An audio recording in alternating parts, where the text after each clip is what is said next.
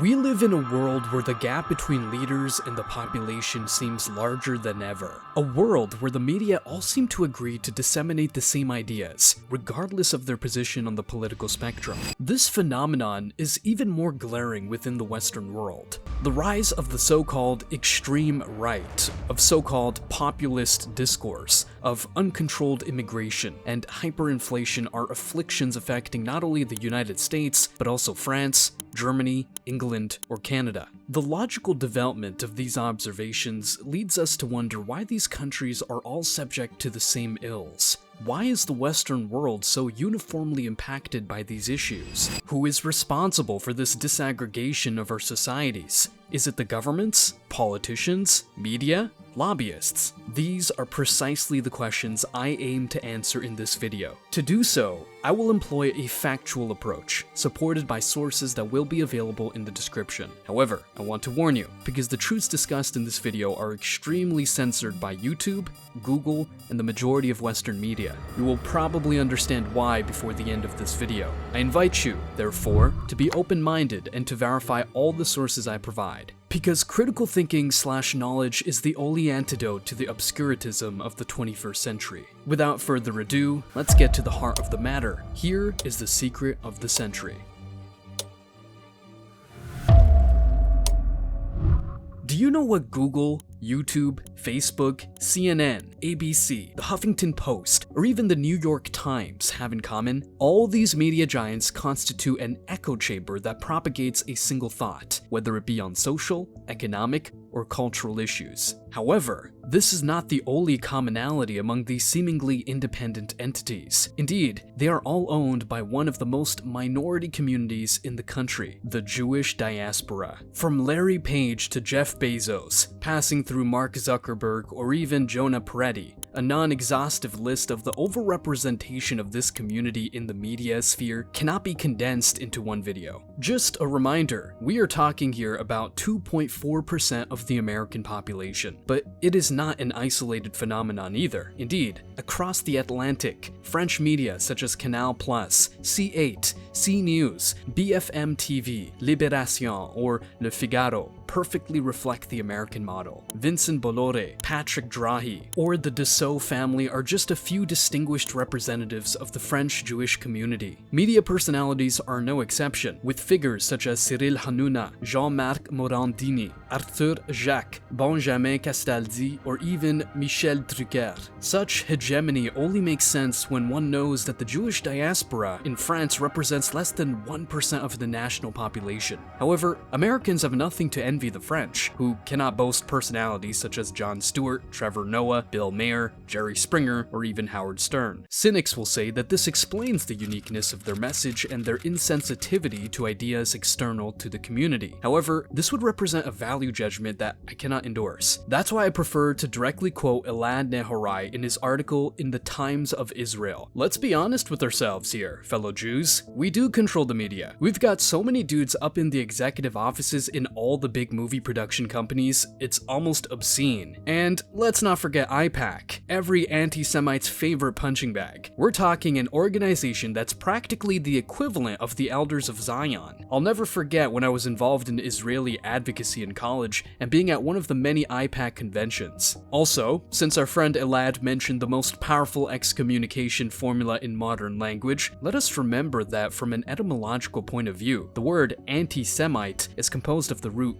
Semite, meaning descendant of Shem, and the prefix anti, meaning opposed to. This definition is important to remember because it crystallizes one of the concepts addressed later in this video.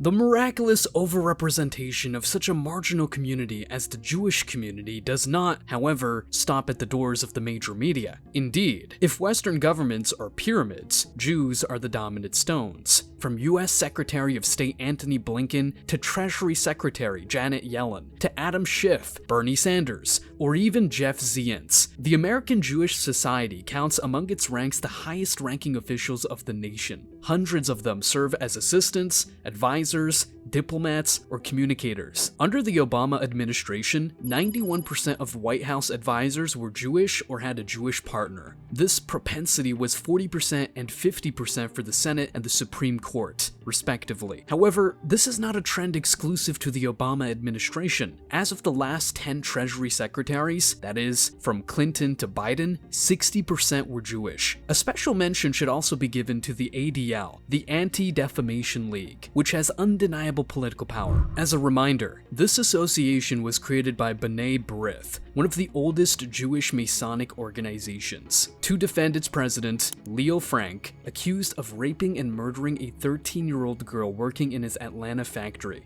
Today, the ADL largely decides what should be censored from the most used communication channels, social networks, television, or radio. This propensity by which a minority community is overrepresented in the political sphere makes sense in the duel opposing the Democrats represented by Joe Biden and the Republicans led by Donald Trump. Indeed, both candidates converge in their affiliation with the Jewish matrix, as all their children are married to a member of the community, with Ivanka Trump even converting to Judaism. The former Republican president, whose parents both died at the Long Island Jewish Medical Center, benefits from the support of numerous Jewish magnates such as Sheldon Adelson, nicknamed the Kingmaker, or Bernard Marcus, Charles Kushner, Stuart Rahr, and Mark Rowan. President Biden is not left out either, as he enjoys the support of Dustin Moskovitz, Jeffrey Katzenberg, Eric Schmidt, Tom Steyer, or even George Soros. In conclusion, despite the clamor of the American government in favor of multiculturalism, its most eminent representatives do not seem to welcome this diversity into their lives unless it is Jewish. Across the Atlantic, European governments seem to suffer from the same affliction. To name just one, the French government seems incapable of taking a step forward without holding the hand of the national jury. Among this jury, we count the current prime minister and spiritual successor of the sitting president, Gabriel Attal, the current president of the National Assembly, Yael Braun-Pivet, the former prime minister and current president of the Constitutional Council, Laurent Fabius, one of the most influential state councilors in France, Jacques Attali, the former president Nicolas Sarkozy, or even the figurehead of French feminism and former president of the European Parliament, Simone Veil. Beyond blood ties, there are also spiritual and emotional ties that have already been confirmed by the Hanukkah celebration organized at the Élysée by the current president Emmanuel Macron, or by the statements of the former Prime Minister Manuel Valls, who said he is bound to Israel eternally. An honorable mention should also be given to Lycra and CRIF, which are the French counterparts of the ADL. The demographics of spheres of influence and Jewish entrism in them is the subject of much controversy. However, none is greater than the one that links the chosen people to the major financial institutions. Indeed, in the realm of capital, the walls speak Hebrew. From the financial disasters of the Roman Empire to those of the former Bank of France and those of England, the relationship between the Jewish people and financial institutions is so extensive that it deserves its own video. Therefore, I will focus on one of the most important financial turning points of the modern world, the creation of the Federal Reserve System.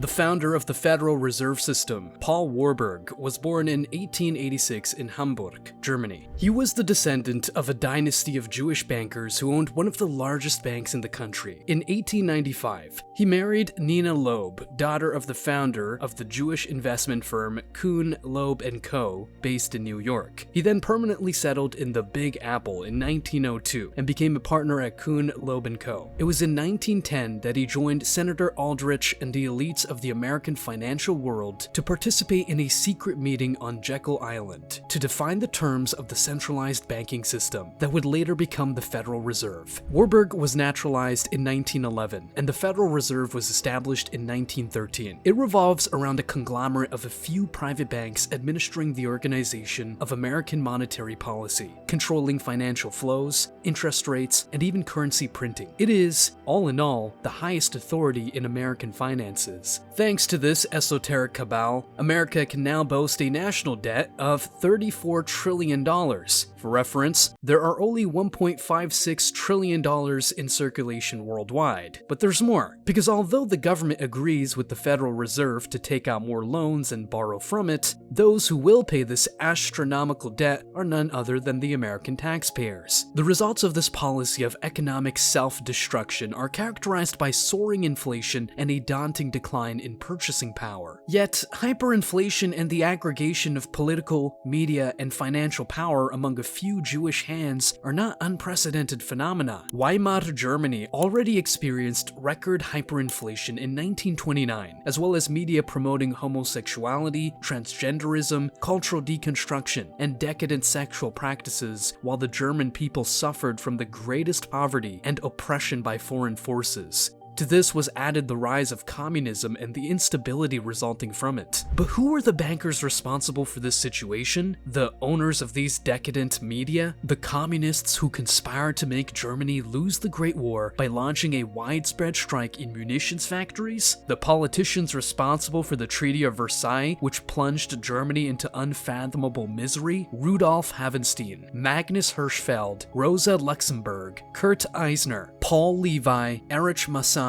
Bernard Baruch, Phil Sassoon, Louis Rothschild, etc. I will let you guess, of course, what the point of convergence is between each of these individuals. It would also be inappropriate to mention individuals like Paul Warburg without mentioning his brother, Max Warburg, who financed the Jewish Leon Trotsky and the Jewish Bolshevik movement through Warburg Bank. This investment resulted in the assassination of the last Tsar and his family, the destruction of Russia, the Holodomor, multiple genocides, and tens of millions of deaths. He was also a member of the board of directors of the Reich Bank under the Nazi government. To this multitude of facts, I could add other historical manifestations of the influence of the Jewish community. For example, Dutch Jewish merchants played a significant role in the transatlantic slave trade to the Caribbean and other regions. During the 17th and 18th centuries, the Netherlands were among the leading European powers involved in the slave trade. Sephardic Jews, expelled from Spain and Portugal in the 15th century, had found refuge in the Netherlands, where they were allowed to practice their religion and engage in trade. These Dutch Jewish merchants were active in the triangular trade, where they participated in buying slaves in Africa, transporting them to the colonies of the Caribbean and the Americas, and then selling the products of these plantations in Europe. They were often involved in financing expeditions and managing business operations related to the slave trade. Some notable names of Dutch Jewish families are associated with this period, such as the Pinto, Fonseca,